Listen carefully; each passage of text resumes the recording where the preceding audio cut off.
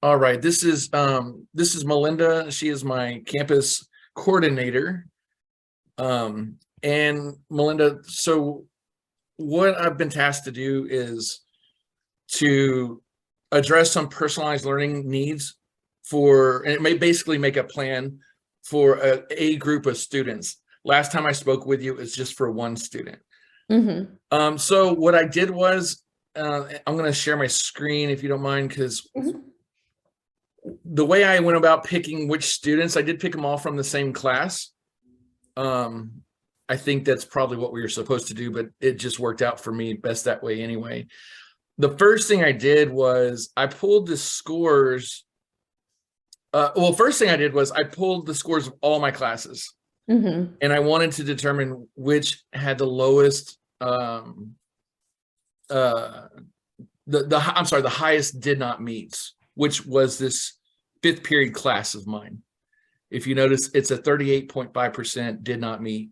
At this 10th period was 27.9. They actually had more students, but percentage wise, it wasn't the same.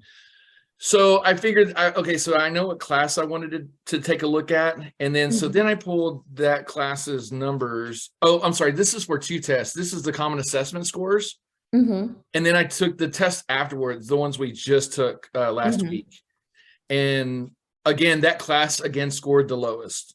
So this is 2 tests in a row where the same class scored the lowest. They had the most did not meets out of all my classes. So what I did is I pulled the student report and I chose 5 students who scored the lowest. All the 5 that did not meet. And I can pull it up in All in Learning too, so that we can just use initials or something like that. Okay, yeah, this is from I got it. I remember scores. Yep. So once I identified those students, I also went and pulled their star scores. Okay,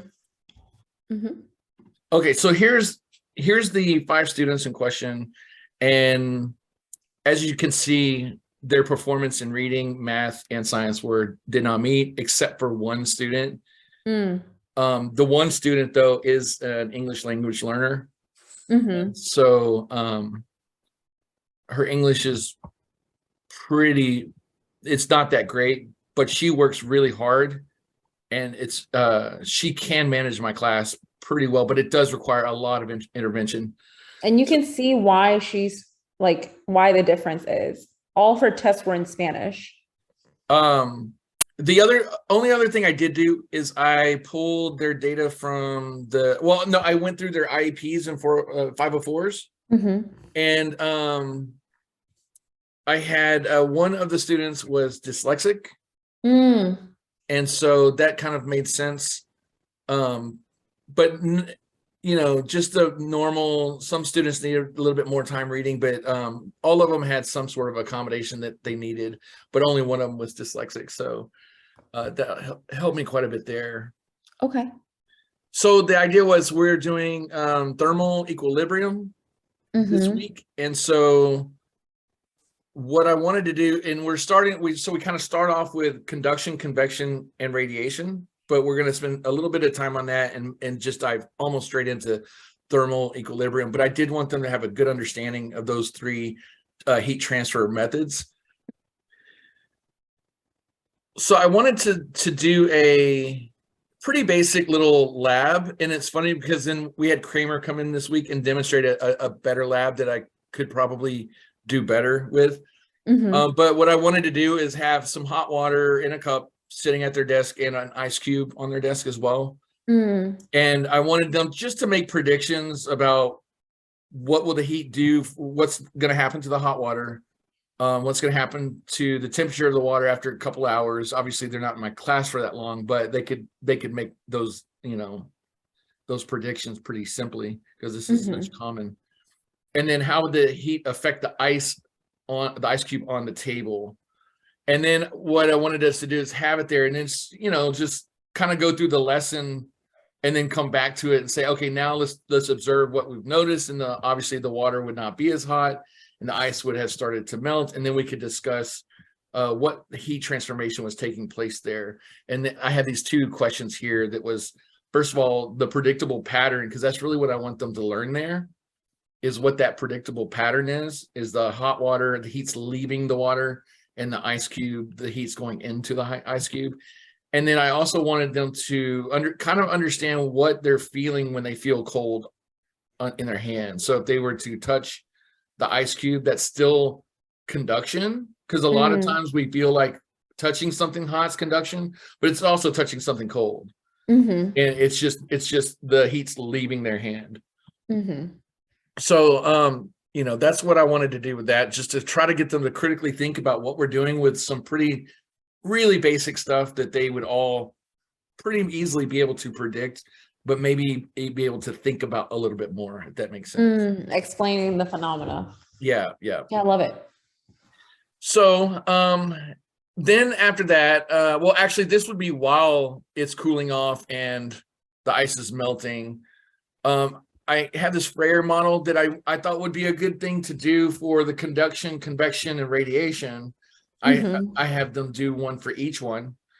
I actually did this today, and I found that I think the hardest part was kind of getting them to understand the concept of the non-examples and the characteristics. Yeah. So definition was really easy because they had those in their journal, so they were able to just copy them again, which I was fine with.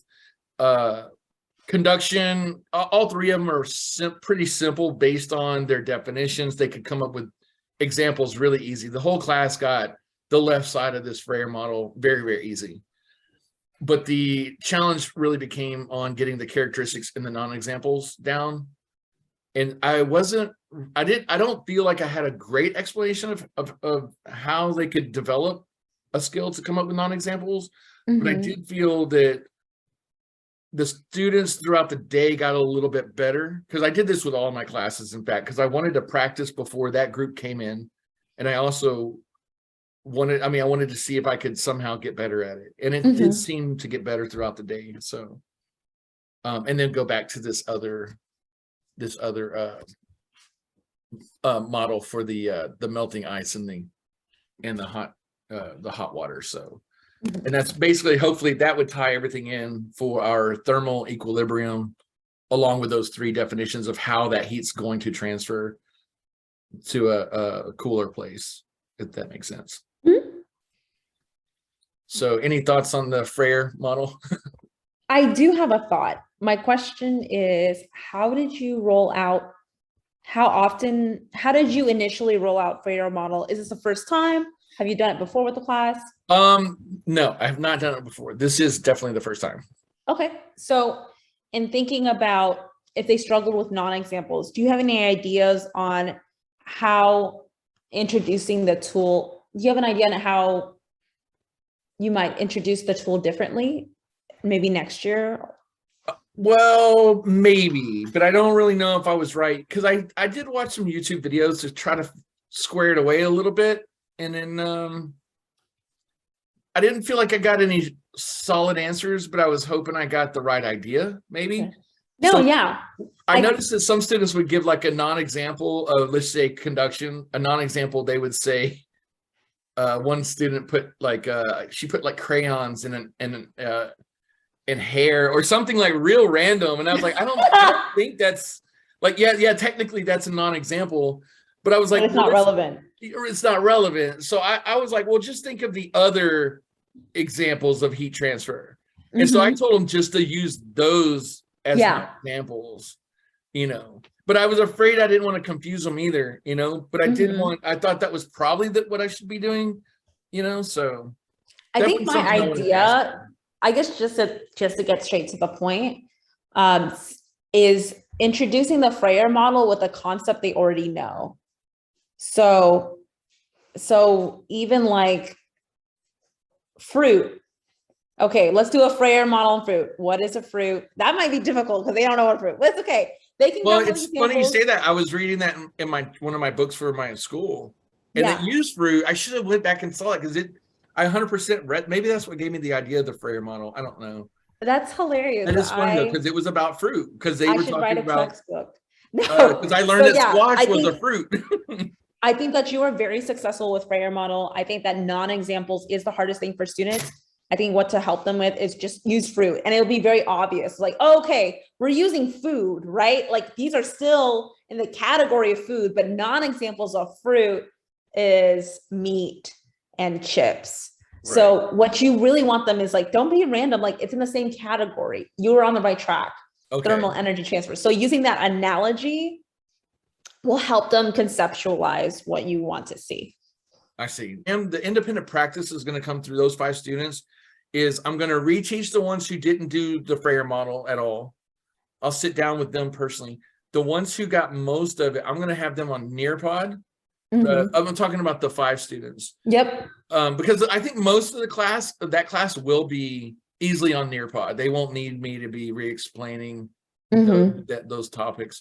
So the Nearpod is going to give them the practice of figuring the thermal equilibrium, which they'll need, kind of identifying where the heat's going to go in certain temperatures, because we have some pretty complex illustrations on there that will hopefully develop that critical thinking for them in preparation for the ACP.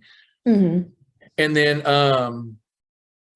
the ones who kind of get through that, some of the students will get through that fairly quickly, or if I can help guide them, then I'm also going to do a look at, so I can kind of assess them before the assessment, if that makes sense. And then we'll go through and do an assessment. So does that sound good? Yes. And I have another idea for the TEAC. Do you ever have students, when they're reading out a scenario and they have to determine which transfer is it, do you ever have them draw out the scenario?